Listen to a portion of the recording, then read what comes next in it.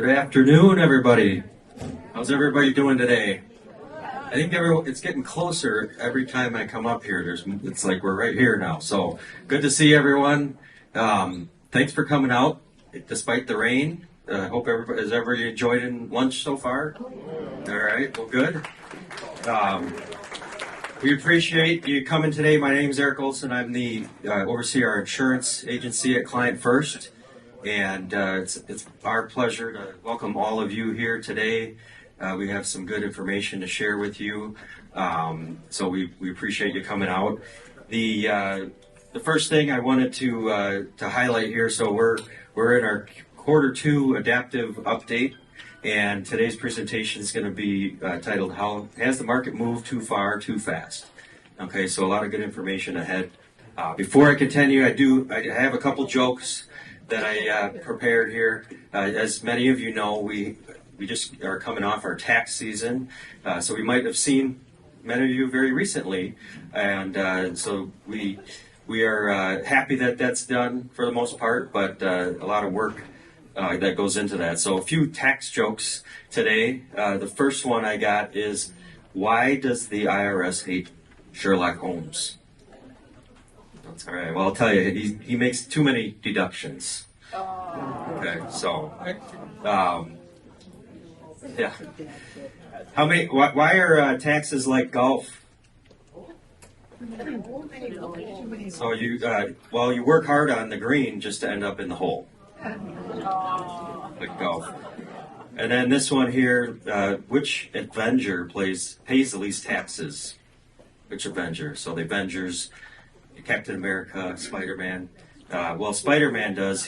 Because all his income is all net income. All right. So those are our tax jokes for today. So going back to the opening remarks here. So I always like to highlight, when you walk into Client First, we have our core values on the wall. They're not just, taking up the space that we had there. They actually mean something that shows our commitment to you as clients. So every day, when we come in, we see those, and when you come in, you see those as well. So a couple of the core values that I always like to share and apply here today. So number 1, we love our clients. We're fully committed to their financial well-being. And then number 2, we are fiduciaries for our clients and believe that the true holistic planning and adaptive investment management are the only ways to care for our clients' financial health. So today is, like I said, our second quarter update. Our Adaptiv team does this once a quarter, not because they love putting together presentations, but because this is, our commitment to you to share what's going on and give you that information. So, that's part of what we are committed to doing. So, as we go through today, know that a lot of time and effort's gone into what we're sharing with you. So we do appreciate you coming out to hear it. With that, I will introduce our head of Adaptiv here, managing partner Dave Zarling. He's going to kick things off, and then a little bit later we have Kevin from our Adaptiv team. Will also be coming out to be part of this. So with that, I'll pass it along, and let's give Dave a hand here. Thank you. It seems pretty loud. Is that too loud? No. It's good? I might just stand here, make sure that I don't bring any squeakiness to the presentation, but I really appreciate all of you guys being here. There's a jelly bean contest going on. If you haven't heard, you guess the amount of jelly beans that are in the jar back there, and the closest gets $20. Hey, it's a couple cups of coffee. You might even share it with your spouse. So we're going to shut that contest down in a little bit, but it's part of our experiment that we're running today, and we'll cover why. But Kevin will be joining us shortly, but I always appreciate this time of year. We're in that 40 days after Easter where Jesus keeps showing up to everybody and telling them, peace be with you. And so I want to tell you, peace be with you. And I also have to go through some legalese here and say this presentation is for informational purposes only. Many of you familiar faces are our clients. We know your situation. Some of you we don't. We love that you're here too. So please take this as education and not investment advice. What we're covering today is the adaptive investment process. It ties into our true holistic plan. We have this fun puzzle man here. There's different pieces of our team's financial puzzle. Eric brought up the tax team, who, I don't know if you heard it when you walked in, are in a collective exhale phase due to the sprint they just had. So if I could have a round of applause for our support team back there and everybody on the tax team. Everybody kept their composure and they did a great job, and it's much appreciated. I know a lot of you here appreciate the work that they do, so great job there. And that's just one of the pieces of the puzzle. You know, whether it's tax planning, estate planning, Medicare and Social Security, insurance, investments, typically something like that. If you're new to us, we could say something like, hey, one of these areas is typically a headache for you. And most of you will nod your head and say yes. It's why we've developed Client First. It's why we've made this a true, what we call a true holistic shop. In our industry, there's billion-dollar family offices. That's a term for billionaire families who have a group of experts that surround them, an accountant, a CPA, a CFP, maybe a CMT, but a group of experts that surround them. And that's what we're doing for everyday people, is building something, a one-stop place that people can go and get their financial needs met. Today we're going to talk about how we manage money. We have a lot of good things on the agenda. I'm hoping we can get to the Q&A section. And what I'll say is we're going to talk, today is going to be more about process. It's not going to be about talking about necessarily getting to the nitty-gritty of the market. However, when we get to the Q&A section, I wouldn't mind if you guys had questions about the market. But I wanted to switch it up a little bit. I realize I'm following the presentation last month that was really well done, and they had a bunch of role playing going on. Kevin and I are not really good actors, so we're not going to take that approach today. But we do want to provide great information on how we think about markets. For example, what is technical analysis and why do we use it? What is price? Kind of an abstract thought to think about. What is price? What about fundamentals? How do they impact price? What is relative strength? That's one of the key features of our process. What is it and how do we use it? We're going to update you on some seasonality that we highlighted in January. Seasonality being, today, for example, if we had walked outside and it snowed, you wouldn't have been all that surprised because you live in Wisconsin. But if it was Florida, you'd been a little bit more surprised. So when we see certain things happen in the market out of cycle, we want to pay attention to that. And Kevin's going to give an update regarding that. We'll talk a little bit about the ETF, give you an update on how that's doing. Handle some questions if you have some. Admittedly, there's a lot of information in here. And so we'll do our best to get to that point. Full disclosure, Kevin and I will be leaving here on the hop right after the presentation to go to what's called our market call. It's when our team meets. We review what we call our workbooks. We look at typically on a day, we're looking at 1,500 items each day at least on behalf of our clients, just to make sure we're staying on top of the positions that are in the portfolio and potential positions that they could be added to the portfolio. Then, of course, we'll end with a risk management game plan. That's why we do what we do, is we have to have a game plan. We don't want to have a prediction. We want to have a plan. So with that, our adaptive process is really three pillars. When we go into the marketplace, we want to study supply and demand, otherwise known as price, right? More supply than demand, price drops. More demand than supply, price rises. We want to study that information. And using that information, we can identify trends. That sounds very cliche, but by using trends, we can use a measuring, a weighting of evidence, if you will, of market direction. And then with that information, we can also study relative strength, which Kevin will do a great job. So please pay attention when he's up here regarding relative strength. So what is this study of supply and demand? What is price? Sometimes when I ask an abstract question like that, people's eyes kind of twitch. They might roll back in their head. It's kind of similar to being like, what is the Wisconsin state border? What is it? It's just, right? There's no wall there. It's an abstract idea that there's a border to Wisconsin. Same thing with what is the US dollar? It's an abstract idea. It's a promise that if you win the jelly bean contest, which is about to shut down in about 2 minutes, you're going to get $20. And that $20 you can go take somewhere else, and they're going to value that. That's an abstract idea. Humans are really good at the abstract. And so we want to talk about price, and I want to take you from abstract into a little bit more better understanding what price is, because it's all around us every day. Gas pump, grocery store, buying an internet access, so we have Wi-Fi. We interact with price every single day. And it's really the equilibrium, right? The meeting of supply versus demand. It's an agreement between a buyer and a seller. And interestingly enough, we like to have opinions outside of that transaction, right? The neighbor down the street sells their house for X, and we say that's crazy. But at the same time, there's two people that agreed upon it. So they each had a differing opinion than ours. And that's why we like to use price. Because in the end, the market doesn't care about our opinion. This is a very hard fact about markets. Markets don't care about my feelings. They don't care about your feelings. And so we want to be aware of that. But we want to use price because it's the collective behavior of the whole. So, for example, when we look at the price interaction in a stock market that might happen on a daily basis, we use something called candlesticks.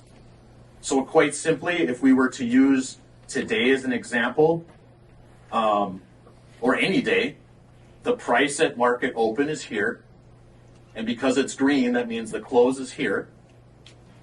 And in between the open and the close of the market, price oscillated between this low and this high.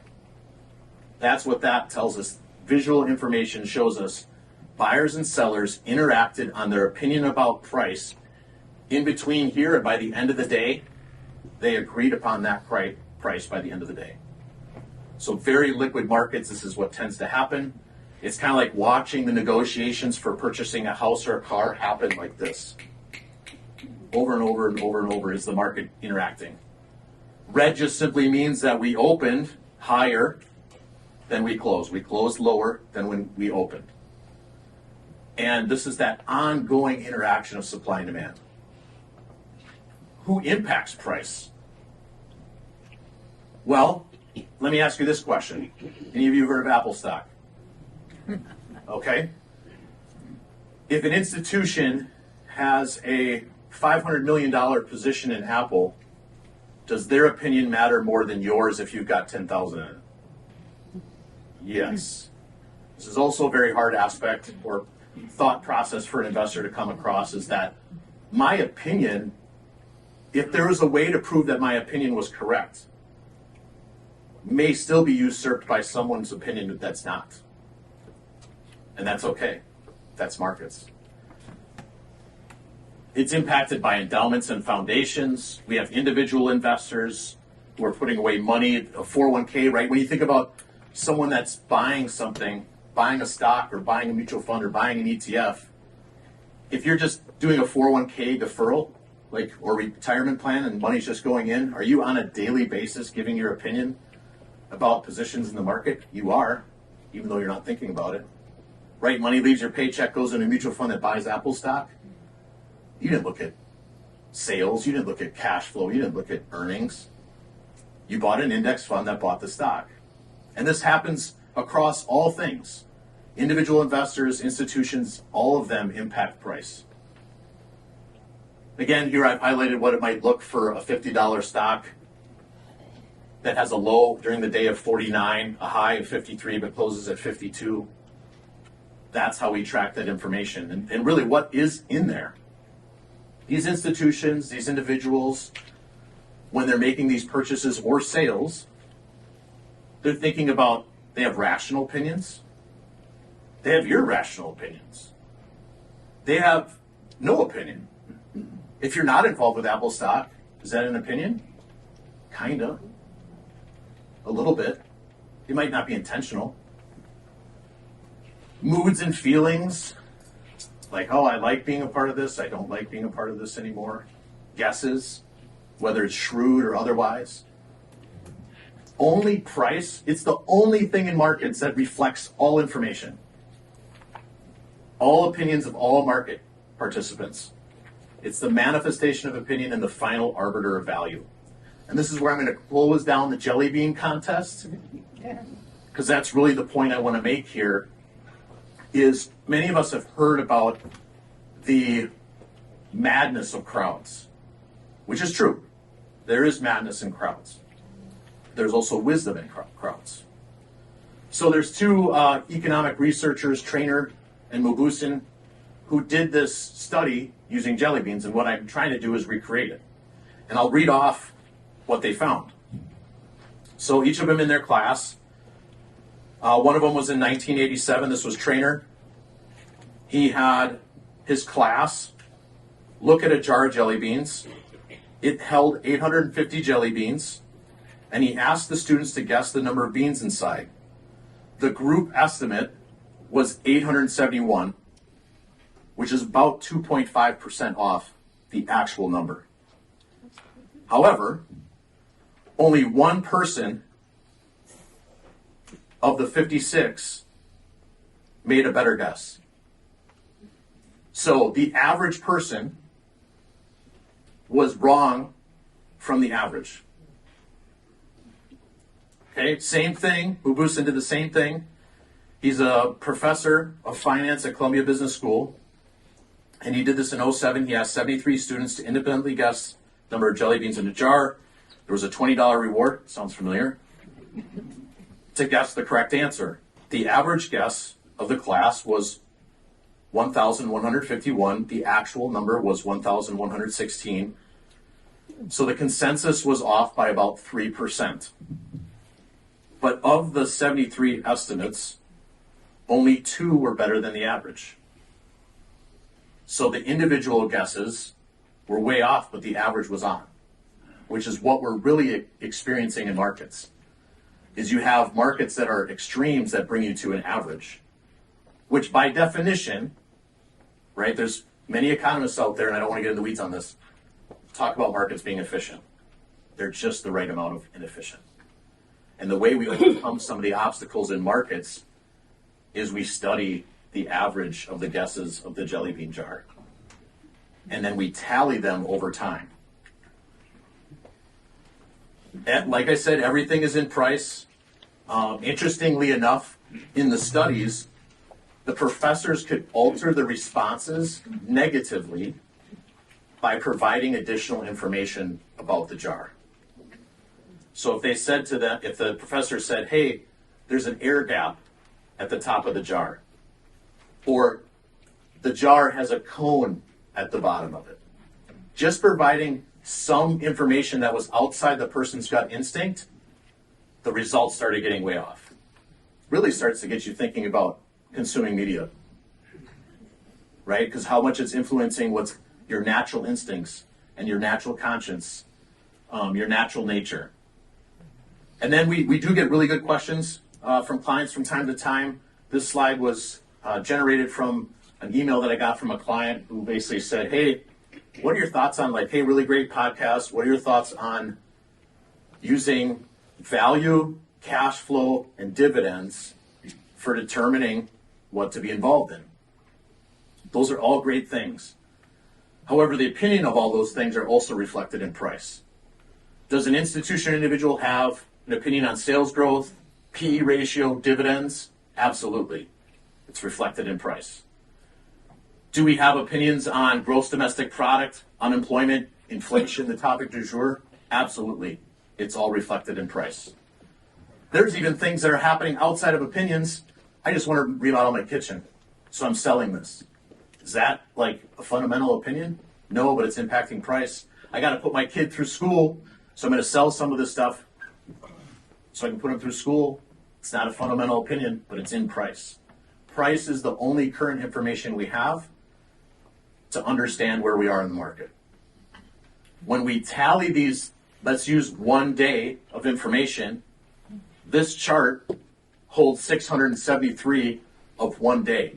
So while this day may not provide us information, it might be noise, in the collective, it's information. Just like one postcard that's in that box back there for totals is noise. But as a collective, it's information, especially if we track, like a great experiment would be if I could gather this amount of people every single day for 200 days, we'd really get that job, that number of jelly beans dialed in. But this gives you an idea of what we're studying on a day-to-day basis. But now if we add in trend, if we add in the weighing of evidence of this process, What I have going through here is a blue line, and that's the prior 200 days of information averaged.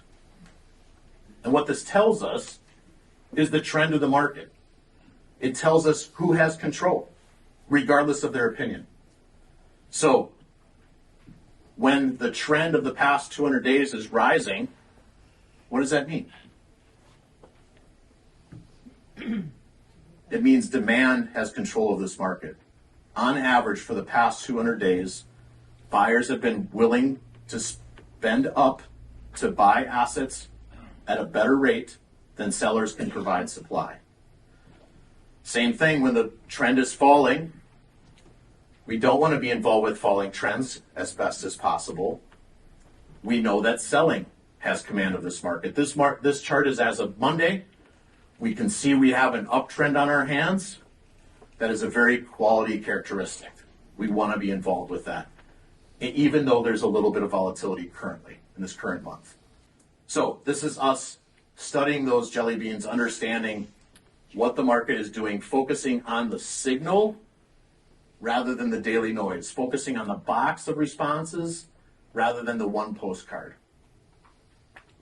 Then I want to cover one way to help have a better understanding about markets is to turn the TV off. It's the same thing with a lot of things, whether it's politics. You would do better going and forming your own opinion than having someone tell you what their opinion is from a TV set. Some examples that we've ripped from headlines from the past on how the media has been so helpful. Here's the trade weighted dollar, right? When it's at a bottom, when we could have been buying it, we've got the economists telling us to panic about the dollar.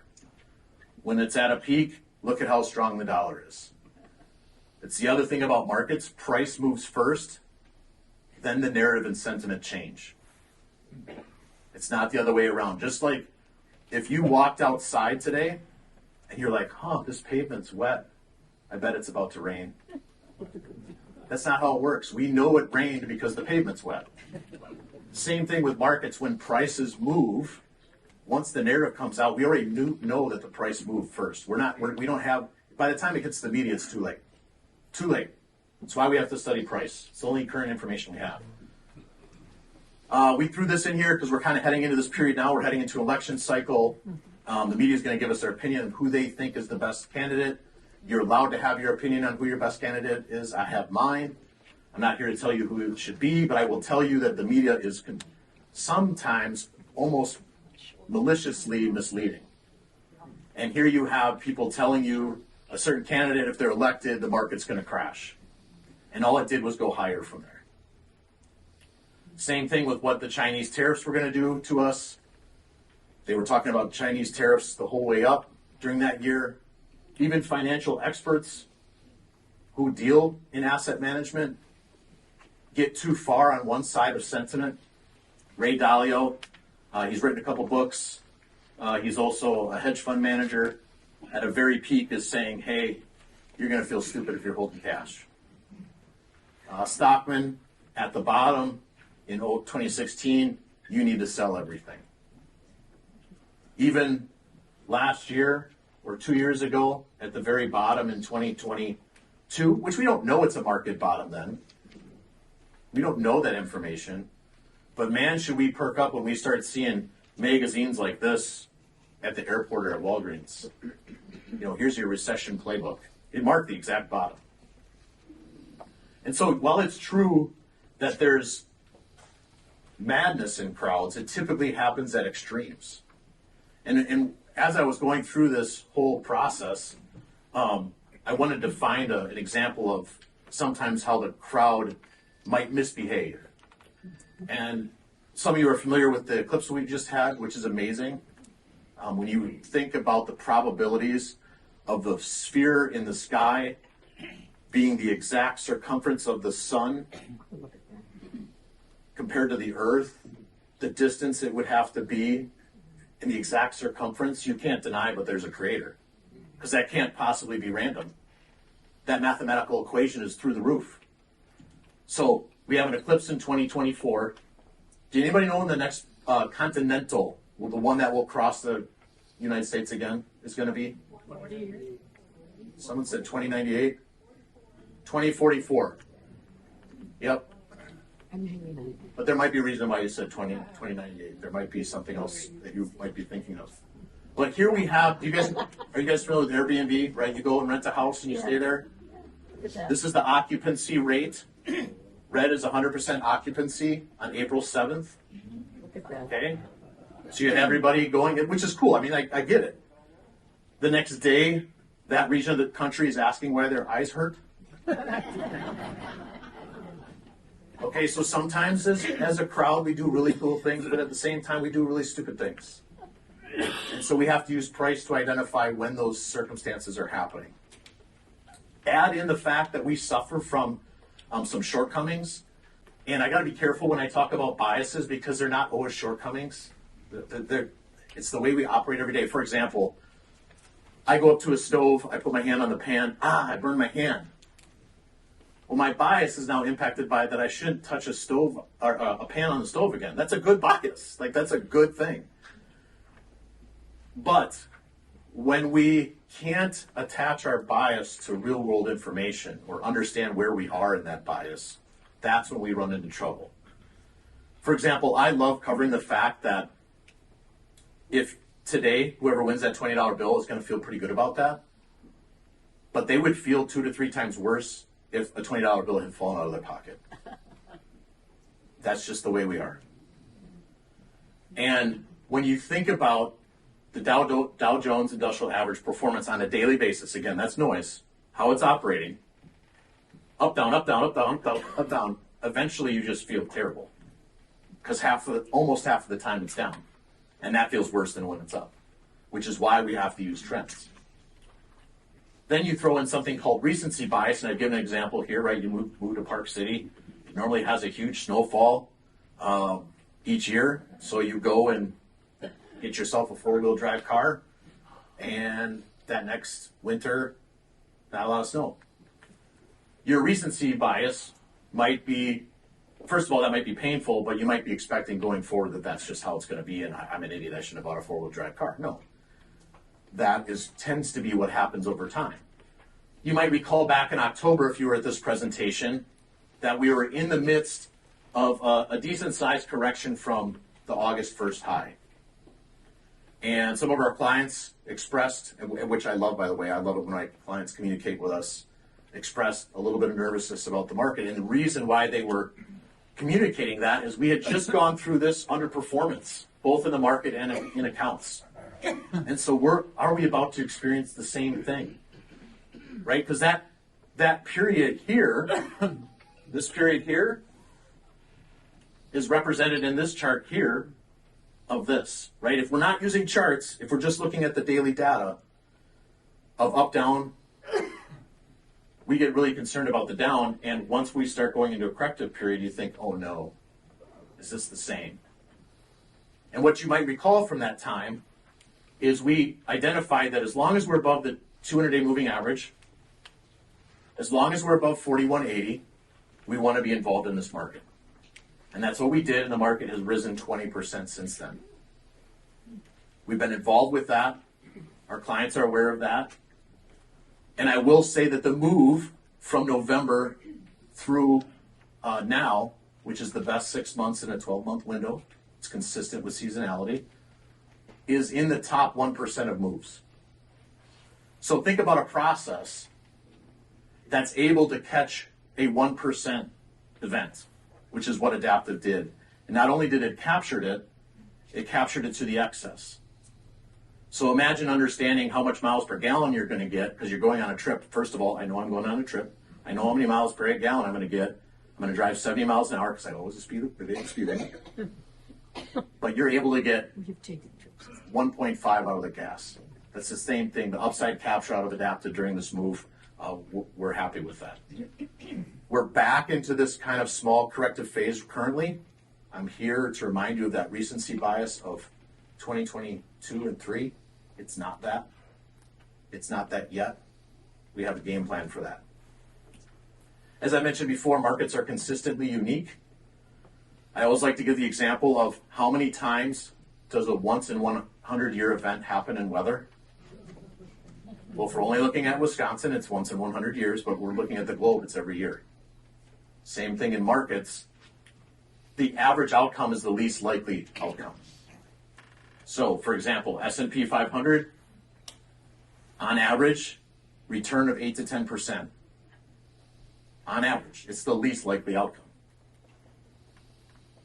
Does that make sense what I'm saying? So there's an average, but it's the least likely outcome to take place. There's only 4 times up through now where since 1950 that you had a market that was within the average. The other thing to highlight, since we're in a corrective period, is, and I think we're right around 5% currently since the start of the month, a pullback. We get about 3 of those a year. Pretty normal. Just like when we get snow and rain in spring in Wisconsin, pretty normal. Once a year we get about minus 10%. So I want you to think about that. On average, once a year, minus 10%, and what's our average return? 8 to 10. So I have to experience loss aversion in order to have the gain and the reward in an uptrend. So this year, as the uptrend unfolds, I want you to remember your loss aversion bias and how this is a perfect normal thing to experience in a market, and it doesn't mean that the end is near, because there's plenty of people calling for a stock market crash. And the reason why I can say that is we experience minus 20 about once every 6.3 years, and we had 3 of those in the last 5. Okay, so that's also unique. So what is Adaptiv for our clients? It's a way that we can be objective and not subjective. It's not based on opinion. It's based on fact. It's a tactical risk management tool, right? So if I'm going to go through a game plan here in a little bit, and I'm going to say this again at that time, but what technical analysis allows us to do is identify when our thesis is wrong. So right now I'm here to tell you that the uptrend is intact, things look good, but where am I wrong? Boy, don't I wish I had that with my beautiful wife, Emily, to know when I'm wrong. We use the same techniques to identify when is this position wrong, when is our exposure wrong. That's the power, because really buy and hold, right? If we just 60-40 portfolio, how do you know when you're wrong? 60-40 portfolio, 40% bonds has been holding treasuries for the biggest correction we've seen in 40 years. Buy and hold doesn't know when it's wrong. It just likes to hold on to being wrong, and I can tell you in my marriage that's not a good place to be. Okay? It's not a black box. It's not static. It's not using subjective input. I personally care who's elected president, but it has no impact on portfolio positions. Because the average return of each party is the same. It's just a matter of where the money flows. And we can use that in our ratio analysis that Kevin's going to talk about. What we like to do with technical analysis, the study of supply and demand, is have a game plan. So you guys might recall in January, we reclaimed this 200-day moving average. We reclaimed 4180. And then a new game plan was upon us, right? We cleared 4800. And we said at that time we want to be involved with the market aggressively above 4800. And that's what we've done. And we need to keep in mind where we're at currently. Could April, May, and June and July be sideways to negative? Absolutely. Does that mean the trend is over? It does not. As you'll see, as I highlighted, right, we have 7 3% dips a year, 3 5% dips a year. We have 1 10% correction. We're about 5 to 7% away from the level we talked about in January. It's one way to think about how much volatility is in your portfolio. We're about that number. We could pull back to that level in summer, and that would be perfectly normal to experience on the way up. So at this time, I'm going to have Kevin come up. He's going to present on our relative strength process, right? We talked about price, trend, and relative strength. He's going to talk about the relative strength process of what we do, and I'm going to go count your votes. See where we're at. Please give a warm round of applause for Kevin. He's a rising superstar at Client First. He fits all our core values. He's a family man. He coaches baseball. He likes Westerns, and he's really good at what he does. So please take a listen. Thanks for doing this. All right, how's that sound? I'm good? Perfect. Got lucky on the first try. All right. So, relative strength. Right, obviously if you take in adaptive education, right, that's kind of the third topic we like to cover. If you listen to the podcast, read the client letters, right, we're always kind of referencing, like absolute charts, absolute strength, relative strength. So we're just hopefully going to kind of make sure everyone understands, what that relative strength portion means. But I guess to kind of understand that, right, you kind of got to have a grasp on, just what absolute charts or performance and strength really means. So this is just a performance chart of 3 individual country ETFs over the past year.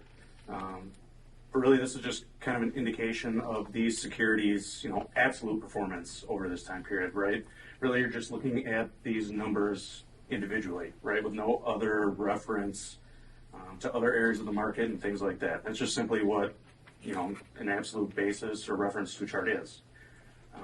So you can see here, right, at least on the surface, the absolute performance of these 3 countries looks pretty good over the past year, right? So you might kind of think, well, maybe we should have been, involved in these 3 countries or areas. But the problem with just looking at, absolute price, absolute strength is, the market's a pretty big place, right? There's a lot of different areas within the market, so there's really no way to gauge, kind of where these individual securities stand on a broader scale, right, if you just look at the absolute basis. So that's why we have and use relative strength. Because if you take the performance of these 3 individual companies and put those relative to the S&P 500, it's kind of a different picture, right? It actually kind of flips the script. So what looked like, maybe 3 areas of strength over the past year actually underperformed domestic equities here. So really just looking at, an absolute picture, if you make a decision on that only, you would have underperformed the market overall, right? And this is really what I'm going to talk about here is kind of this idea of relative strength and how we use it.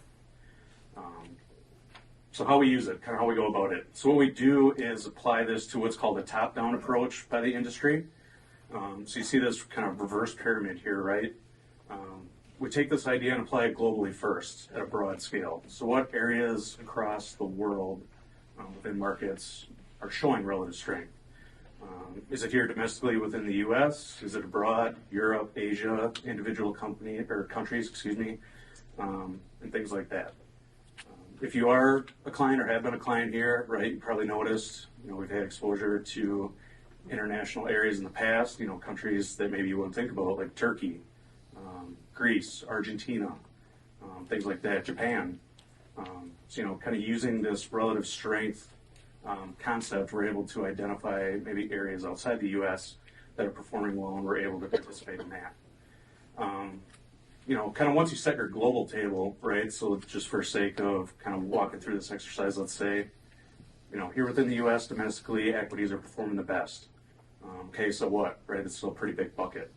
What we can do is then kind of keep working down this pyramid and kind of try to hone in on more specific areas, right? So you have your individual sectors within the market, technology, financials, industrials, utilities, things like that.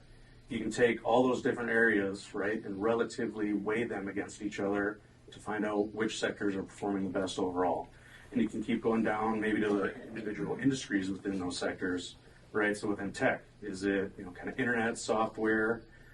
Is it like hardware-based, things like that? And really you can get all the way down kind of that pyramid to maybe even individual companies that are showing the most relative strength. And maybe another way to look at it, pyramids aren't really your thing. Maybe you're more into loaves of bread. So these are kind of the industries I was talking about there, right? You kind of slice your bread vertically, look at those individual sectors, find, your relative performers, and kind of participate that way. But the thing with markets is you can kind of slice it any way you want, really. So, I haven't tried this personally, but if you slice your bread horizontally, I'm not going to judge you. Actually, I'm kind of curious, so I might try that one time. See how it goes. I'll let you know. But there's different, size companies out there within the market, right? Kind of your larger cap stocks, right? Your bigger companies. You got those kind of in the middle hanging out, and then your small cap stocks. You can look at which size company is performing the best. Really, you can slice it both directions. Take this, slice it horizontally. You can look at large cap technology versus, small cap industrials. Really, kind of the possibilities in applying this are essentially limitless. But it really kind of, helps you hone in on areas that we want to participate in. So at this point, you're probably like, get to the point, right? So what's the big deal with relative strength? Well, the thing is, right, kind of like what I've been alluding to here now, right? The market is a pretty big place. So what, this kind of reverse pyramid here, what shape does that remind you of? Like a household item. Kind of what does this represent? I thought I heard somebody. Funnel, exactly, 100%. Really what this is a giant funnel, right? You're starting with your largest, basket of goods, right? The entire market across the world, and potentially funneling that all the way down to one individual company, which is kind of crazy to think about that you can do this. And we're doing this on a daily basis. We're guys full time. There's a lot of securities out there. And the reason that we need that funnel is if you just look at the number of ETFs, so exchange traded funds, it's like an actively traded mutual fund, right? Look at the growth over the past, what is this? Kind of not quite 20 years, just under 20 years, of how many ETFs are actually out there in the market. We could go out there and buy one of, probably today, 9,000, 10,000 ETFs. There's still about 8,000, probably 9,000 mutual funds out there today, and that's not even counting, right, your individually listed stocks and companies. There's around 58,000 of those out there. So if half the market's going up, are you going to sit there and buy 35,000 different things? I mean, if you're retired, you might have the time to do that. I'd have to quit my job just to enter in all the orders. Like Jerry Jones, the wonderful owner of the Cowboys, there's only so much pie to go around, right? And that's really kind of what that funnel serves to do, because you only have 100% of your account, right? You only have 100%, like a model that we manage to go around. So you really got to narrow down kind of your outlook somehow, and that's where relative strength comes in. Not only that, but relative strength, especially when you look at it in terms of like a benchmark of the market as a whole, lets you kind of identify areas where maybe you can outperform the market or your benchmark, right? Because really the way I like to think about it is, kind of the daily activity in the market, right? It's just a really long race that never ends, right? It's just they're constantly running around and around on the track. So kind of an example like this here in the dog race, right? You got your rabbit that they're all chasing, could be whatever your benchmark is, right? A lot of times they cover the S&P 500, could be, 60-40 portfolio could just be the broad market overall. You have all these individual funds, companies, things like that, competing against whatever that benchmark is, and that's constantly changing on a daily basis, right? This pack here is pretty tight. If you think day to day, week to week, month to month, the lead's constantly changing. So really at the end of the day, what we're looking to do is identify just who those leaders are and kind of stick with the leaders of your race. And if you do that enough, you come out ahead.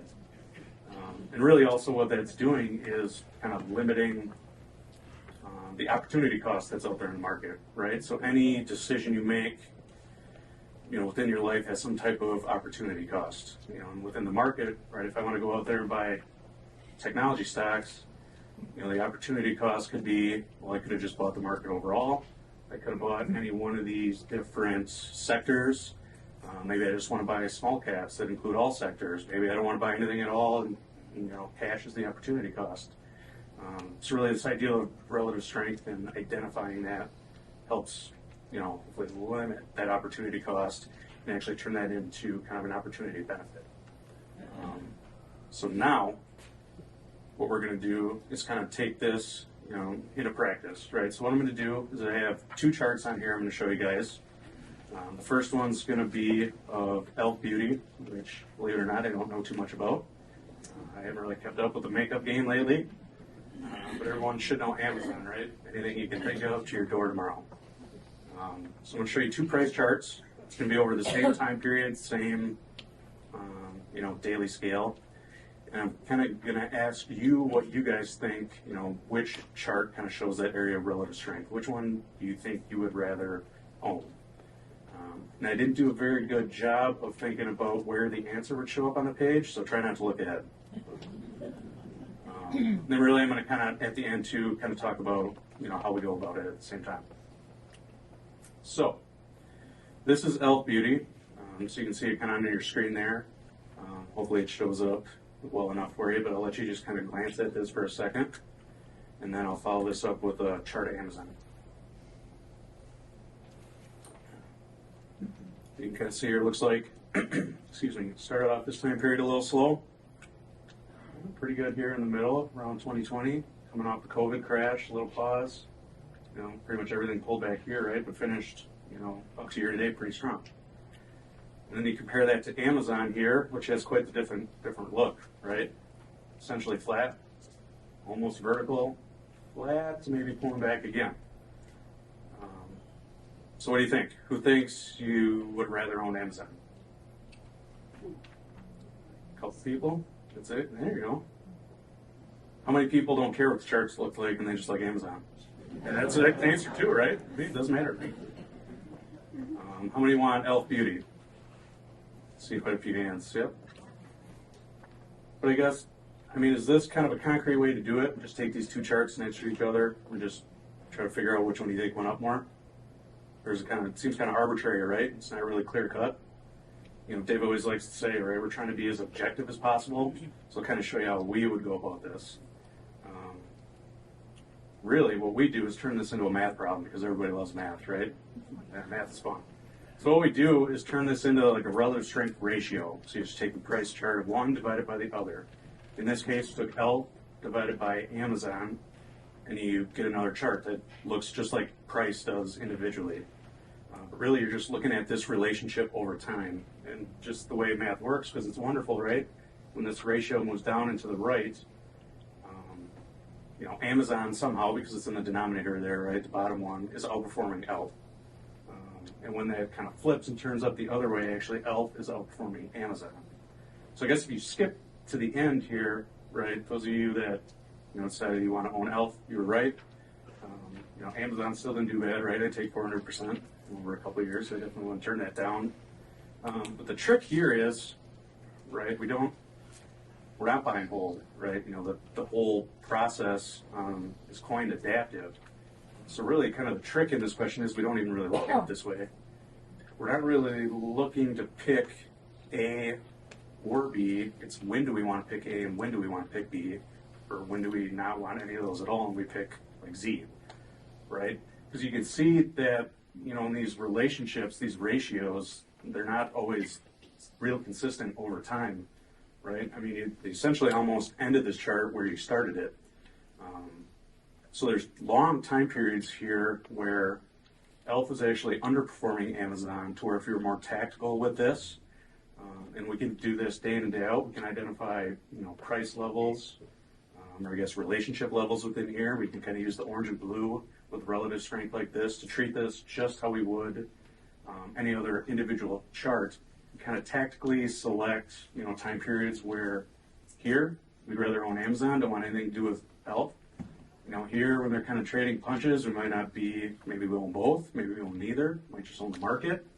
And then when ELF kind of decides to take the lead there, right, then we can switch back there. So really it's just kind of a different way to look at it in that aspect. All right, you see how we're doing on time, because I do have one more of these. So I'm going to skip through this just so I can kind of finish up. But if you're curious, just because I think Wingstop, I threw this in here because I think they have the best fries out there. They're really good. If you have Niblin's Wingstop fries, go for it. Plus, Brad owns a Tesla, so I thought it would be fun that Tesla got beat. But Wingstop outperformed Tesla over that time period, if you're curious. So that's relative strength. Hopefully, if that was new to you or kind of confusing to you, hopefully I didn't make that worse. But now I'm just going to give kind of a brief seasonal update here. So from our last presentation, we kind of talked about that, beginning of the year trifecta, right? So Santa Claus rally, last two trading days of the previous year, first 3 or 5 of the beginning of the year. So that period was negative. First 5 days of January were negative, so we were off to kind of a rough start. And we weren't quite done with January yet. But thankfully, January finished the year positive, and kind of as the saying goes in the market, so goes January, goes the year. So I know we kind of touched on that then, but when you have a positive January, the S&P 500 finished positive for the year 86% of the time. And that's from, I think, what is this, 1950 to current day of this chart. It's quite a long time. Stock Trader's Almanac, we kind of looked at this too. These were kind of the two scenarios we were looking at. So we kind of ended up in this top box here. So in this scenario, they found 3 years that existed where you have Santa Claus rally, first 5 days negative, but a positive January barometer. And the S&P 500 finished up for the year all 3 times. And actually, which seems kind of crazy that this happens, the first 2 years in 85 and 91, both were up 26.3%. So kind of interesting there. So just the fact, we only got 1 out of 3 of those, seasonal indicators doesn't necessarily mean, right, that it's kind of doom and gloom for the rest of the year. But it also doesn't mean that it's for sure going to end up either, right? Really, these are just probabilities. We're going to still get price. Not only that, kind of like Dave mentioned, I'm sure you might not have noticed there's an election going on, but there is. Gotta love the commercials, right? It's good stuff. But really, kind of what we've talked about in the past is, in these election years, you expect the beginning of the year to be weaker, kind of moving into maybe more of like a flat summer, and then later in the years where you have most of, kind of your appreciation, your positive performance. But this green line here on this chart actually shows, this year how that's gone. It's actually been kind of the total opposite. It's been a really good start to the year, outside of kind of the beginning of January.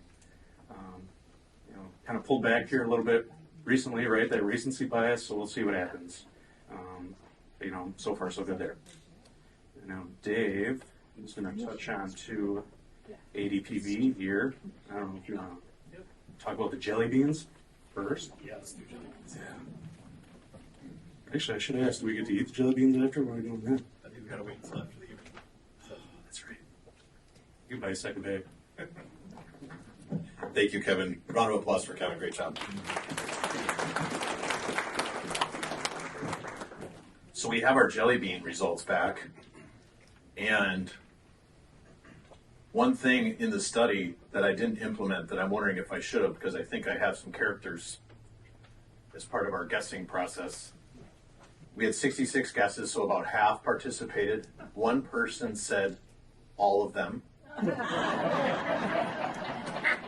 Which is not true because there's some still on my office desk. We had a guess in the 80s and a guess near 5,000. Okay, so if we use just the raw numbers, if we just use every single thing, which we won't necessarily do as statisticians, the average of this group was 708. Okay, a little bit off. It was about 507 is the number. That's how many jelly beans there were. Now, if we throw out the outliers, we throw out the fat tails, the extremes, so the 10 highest and the 10 lowest, you guys did good, 502. Okay? Really close to the average. So, is Sarah Rewerts here? If I'm saying that correctly, Sarah, come on up. You get $20. She guessed 509. You can all ask her her secret after. Sorry, it's not crisp. It's good. Thank you for doing that. That's pretty awesome. So one of the things they did in the experiment is he had the carrot, right? He had the $20 award, but he also said whoever was the furthest had to pay $5. So there might have been a little extra incentive to get closer to the number based on some of the numbers that we saw. So that was kind of fun to do. I did want to touch base on Adaptiv Select ETF. We've got about 4 minutes. It's an exchange traded fund that we developed to be able to be held in our models to allow for increased tax efficiency, as well as allow for position sizing in the stocks that it holds. As a reminder, it uses the same Adaptiv process that we use in markets when a 5-day moving average below a 200-day moving average on a Friday, it goes to cash and T-bills, so protective manner. On the flip side, when 5 is above a 200-day, it tries to own the 25 best stocks based on a momentum ranking process. It's performed very well. We like the results that we've seen year to date. In fact, year to date rankings, this is as of March 31st, it's the number one active large cap ETF. It's the number one active large cap blend ETF. It's the number one large cap momentum ETF and the number 4 large cap ETF. We love America that some small town firm in West Bend, Wisconsin can create a product like this, put it on the New York Stock Exchange, and see results on behalf of our clients. But one of the other major reasons why we developed it is something called an in-kind redemption. I don't expect you to remember what that is, but when things happen inside the ETF, it has the ability to defer or reduce the tax liability of our clients. So, as an example, 2 of the stocks that it held, one had a 20% gain and one had a 56% gain.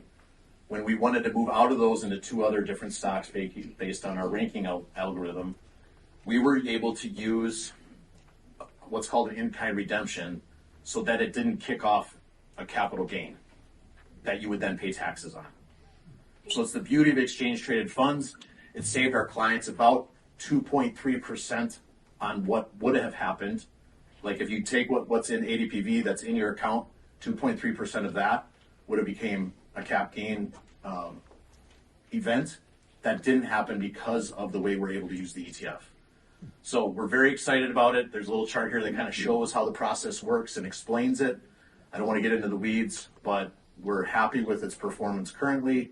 We appreciate where the market is at currently. And we love that we can do these type of exchanges. It's one of the exact reasons why we spend the money on it and built it for our clients to put them first and reduce their tax liability. So we are running out of time, so we are going to kind of skip over the Q&A. But I'm also open. I probably have time if there's 2 or 3 questions from you guys that you have for me that I can take before I wrap it up with some final thoughts. Any questions? What does the ETF mean? So the ETF stands for Exchange Traded Fund. It's a fund that's listed on the New York Stock Exchange and is publicly traded. We built it specifically for our clients and it's held within their portfolio. The ticker for that is ADPV. Adam, David, Philip, Victor. I don't have that exact. I should have got John Kleinmaus to do that for me. He would know the exact words that needs to be. Any other questions? Yes, Dean. You guys talk about the word relative strength. I hear it in the podcast all the time, but that word relative goes right over my head. How does it apply? Yeah, so Dean is asking, what is this relative strength that you guys are talking about? And Kevin kind of touched base on it. And first and foremost, I want to thank Dean because he is one of our consistent listeners to the Weekly Trend podcast that we put out every week. We talk about a lot of things that happen on here. He gave me an in-person thumbs up rather than a virtual one today, which I really appreciated. But this relative strength piece, it's really comparing 2 things. So when you, like, for example, if you watch a horse race that's happening and you see the horse that's moving from the back of the pack to the front of the pack, that's relative strength. And so when we compare 2 assets, it could be a stock versus a bond, or it could be, let's just compare this stock versus the S&P 500, right? Because that's our opportunity cost. If I can, are you familiar with football quarterbacks?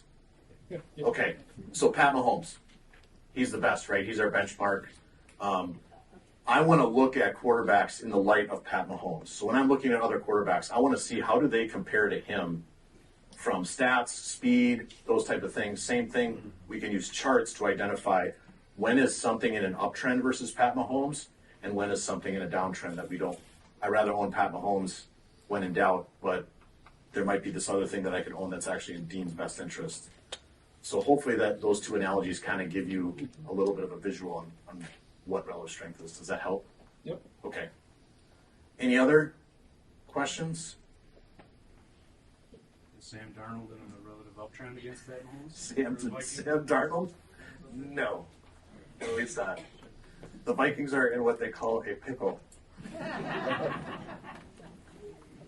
Although, maybe they'll use their draft picks to move up, but even that, who knows? I think it's pretty hard to beat Pat Mahomes.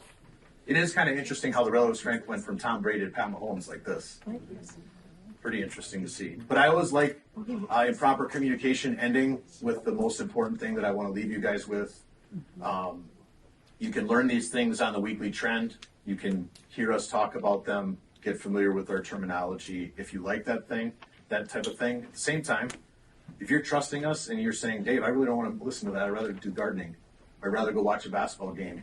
That means a lot to me too, actually, that you guys would have that freedom. So game plan wise, we mentioned it last presentation, that as long as we're above 4,800, we're in a quality market environment on the S&P 500. We have pulled back a little bit. We're close to minus 5%. We get about 10 of those a year, perfectly normal. We have a rising 200-day, right? The wisdom of the crowd is rising. They continue to buy stocks sooner and sooner and sooner, driving prices up. And that will stay true. That thesis will stay true. We don't know what the market's going to do going forward, but we have a plan for if it doesn't. If we're below that blue line, which is the 200-day moving average, and we're below 4,800, we will be protecting client accounts. That could happen. I'm here to say I think it's the least likely scenario, but the market, again, doesn't care what I think. The least likely scenario happens all the time in markets. So we could be back below 4,800. That's about 7% away. Back below a 200-day moving average, and we will be in protection mode for our clients.